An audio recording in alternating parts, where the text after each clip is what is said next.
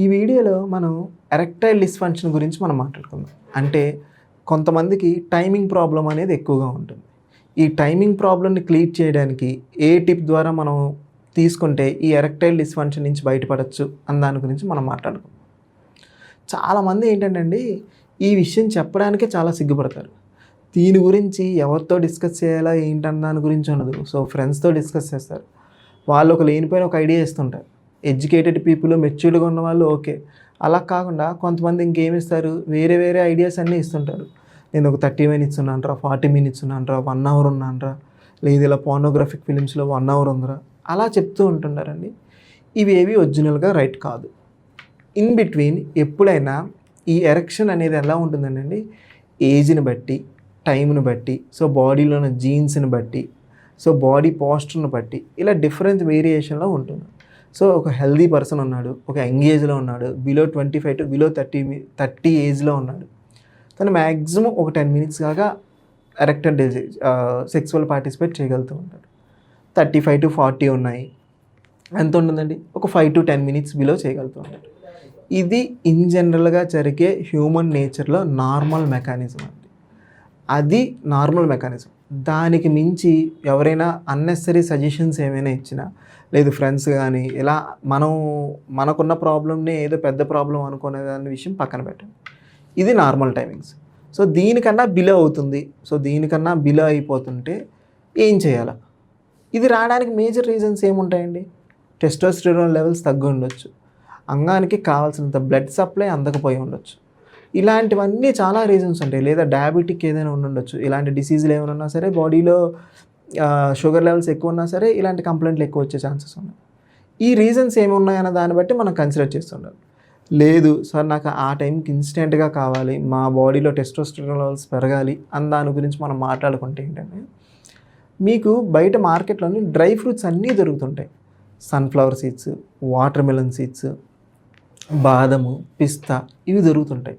వీటితో పాటు మీకు ఇంకేంటంటే సెలీనియం ఫుడ్స్ ఎక్కువగా ఉన్నవి బ్రెజిల్ నట్స్ అని దొరుకుతారు. బ్రెజిల్ నట్స్ అని మార్కెట్లో బాగా దొరుకుతుంటాయి. ఇందులో హై అమౌంట్ ఆఫ్ సెలీనియం ఉంటుంది. అంటే మీకు కావాల్సిన, ఇప్పుడు మనం ఏదైనా ఆహార పదార్థాన్ని తీసుకుంటే మనకి హ్యాపీగా ఎలా ఫీల్ అవుతుంటామో, అలాగే సెలీనియం అనే కెమికల్ కాంపౌండ్ మనం తీసుకుంటే అంగానికి ఎక్కువగా హ్యాపీగా ఫీల్ అవుతుంది. దేనికి కావాల్సినంత బ్లడ్ సప్లై ఉంటుంది, దానికి కావాల్సినంత పోషకాహారాలు అందుతూ ఉంటాయి. సో ఈ సెలీనియం ఫుడ్స్ ఎక్కువగా దేనిలో ఉంటుందండి? బ్రెజిల్ నట్స్లో ఉంటుంది. ఈ ఇందాక నేను చెప్పిన డ్రై ఫ్రూట్స్ అన్నీ, so sunflower seeds, water melon seeds, musk melon seeds, బాదము, పిస్తా, వాల్నట్స్, వీటన్నిటితో పాటు ఈ సెలీనియం అన్న ఎక్కువగా రిచ్గా ఉన్న ఫుడ్స్, ఈ బ్రెజిల్ నట్స్ కూడా అన్నిటినీ కలిపి ఈక్వల్ ప్రపోర్షన్లో పౌడర్ చేయండి. పౌడర్ చేసి మార్నింగ్, ఈవినింగ్, నైట్ తీసుకోండి. లేదా మార్నింగ్ ఏదైనా మిల్క్ మీరు ఏదైనా తీసుకున్నారు, టీ కాఫీస్ తీసుకున్నారు, ఈ టీ కాఫీని అవాయిడ్ చేసి ఈ మిల్క్లో ఇది తీసుకుంటుండండి. సో మిల్క్ అనే కాదు, హాట్ వాటర్లో ఒక 1 to 2 స్పూన్స్ మిక్స్ చేసి ఉదయం నైట్ తీసుకుంటూ ఉండండి. మీ బాడీలో టెస్టోస్టెరాన్ లెవెల్స్ ఎందుకు పెరగవండి? సో మీకు కావాల్సిన ఫుడ్ ఏంటి, మీ రూట్ కాజ్ ఏంటి, దాన్ని బట్టి చూసుకోవాలి. ఏమవుతుంది, 30 to 40 వచ్చిన వాళ్ళకి, లేదా 40 to 50 ఏజ్ పెరిగే కొద్దీ ఏమవుతుంది, టెస్టోస్టెరాన్ హార్మోన్స్ తగ్గిపోతూ ఉంటాయి. అంటే మగవాళ్ళకి సంబంధించిన హార్మోన్లు తగ్గిపోతూ ఉంటాయి. చూడండి, మీకు ఒక 65, 70 చూసుకుంటే ఇంట్లో ఉన్న ముసలి వాళ్ళకు కూడా చెస్ట్ సాగ్ అయిపోతూ ఉంటుంది.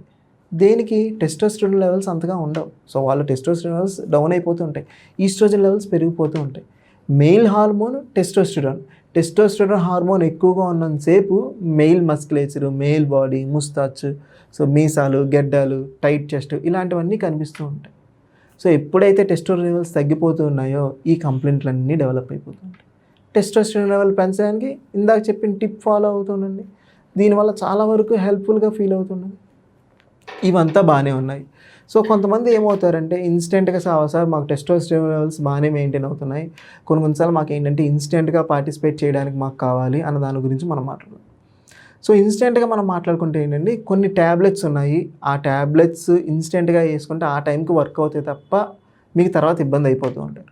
లేదు మన హోమ్లోనే ఇన్స్టెంట్గా మనం చేయాల్సినవి ఏమైనా ఉన్నాయంటే ఏం లేదంటే ఒక చిన్న సింపుల్ టిప్ చెప్తాను, అది ఫాలో అవుతుంది. మీకు కోకోనట్ ఆయిల్ దొరుకుతుంది చూసారు, నార్మల్ కోకోనట్ ఆయిల్. ఆ కోకోనట్ ఆయిల్లోని మీరు ఏం చేస్తారంటే ఒక 4 to 5 క్లోవ్స్ వేయండి, లవంగాలు వేయండి. వేసి కొద్దిగా హీట్ చేయండి, ఓవర్ హీట్ కాదండి, ఒక నార్మల్ డిగ్రీస్ టెంపరేచర్లో ఒక 50 to 60 degrees గోరువెచ్చగా వేడి చేయండి. వేడి చేసి ఒక 5 to 6 days దాన్ని అలా వదిలేసేయండి. దాని నుంచి వచ్చే ఎసెన్స్ అంతా బయటకు వచ్చేస్తూ ఉంటుంది. సో ఎప్పుడైతే ఆ ఎసెన్స్ మొత్తం లోపలికి వచ్చేస్తుందో, అంటే యూగునాల్ అనే ఒక కెమికల్ కాంపౌండ్ ఉంటుందండి క్లోవ్స్లో. అది మనల్ని ఏం చేస్తుందంటే నెర్వ్స్ నుంచి నెర్వ్ పాత్వేస్ ఏమైనా ఉంటాయో రిలాక్స్ చేస్తూ ఉంటుంది. అంటే పెయిన్స్ కానీ ఇలాంటివి ఏమైనా ఉన్నాయంటే హ్యాపీగా రిలాక్స్ చేస్తుంది. అంటే నెర్వ్ కండక్షన్ చాలా వరకు బెటర్గా ఉంది, నెర్వ్ పాత్వేనే హెల్ప్ఫుల్గా మనకు యూస్ చేస్తుంది. సో ఈ క్లోవ్స్ నుంచి వచ్చిన యూజినాల్ అనే కాంపౌండ్ ఆయిల్లో మిక్స్ అయిపోతూ ఉంటుంది. ఈ ఆయిల్ ఎక్స్టర్నల్గా అప్లై చేయండి. దీనివల్ల ఇన్స్టెంట్గా కొంతమందిలో ఏమవుతుందంటే ఇన్స్టెంట్గా అంగం గట్టిపడుతూ ఉంది, మీరు సెక్సువల్ పార్టిసిపేట్ చేయగలుగుతూ ఉంటారు. సో మీరేంది జాగ్రత్తగా డైట్ ఫాలో అవుతూ ఇలాంటి టిప్స్ ఫాలో అవుతున్నారు అనుకోండి, మీ ఈ ఎరెక్టైల్ డిస్ఫంక్షన్ ప్రాబ్లం నుంచి కంప్లీట్గా క్లియర్ చేసిన వాళ్ళు ఉన్నారు. ఇది ఒక సైకలాజికల్ ఇష్యూ అండి, దాన్ని మీరు గుర్తుపెట్టుకోండి. ఇది స్ట్రక్చరల్గా ఫంక్షనల్గా డ్యామేజ్ అయింది చాలా వరకు తక్కువ, సైకలాజికల్గానే ఇది చిన్న కంప్లైంట్నే పెద్దదిగా ఉంది అని ఆలోచించిన దాంట్లోనే ఎక్కువగా ఉంటుంటారు. సో ఈ చెప్పిన జాగ్రత్తగా టిప్స్ ఫాలో అవుతూ హోమియోపతిక్ రెమెడీస్ లాంటివి ఏమైనా ఫాలో అవుతూ ఉండండి. ఈ కంప్లైంట్ నుంచి తొందరగా బయటపడే వాళ్ళు ఎక్కువగా.